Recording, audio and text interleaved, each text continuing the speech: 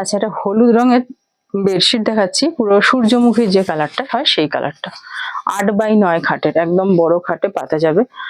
8x9 size আছে, দেখে নাও। হলুদ রং, একদম ইয়েলো কালার যারা পছন্দ করো তারা নাও। এই ডিজাইন, এখানটা উট উট করে ডিজাইন করা আছে, ঠিক আছে? উট উট করে একটা হালকা ডিজাইন, খুব হালকা রং, এটুকু বলবো। যারা হালকা হলুদ কিছু চাও তারা নেবে। পুরো সূর্যমুখী যে কালারটা সেই কালারটা, পুরো উট উট করে ডিজাইন করা আছে। ডিজাইনটা বোঝা যাচ্ছে না, এতটাই হালকা।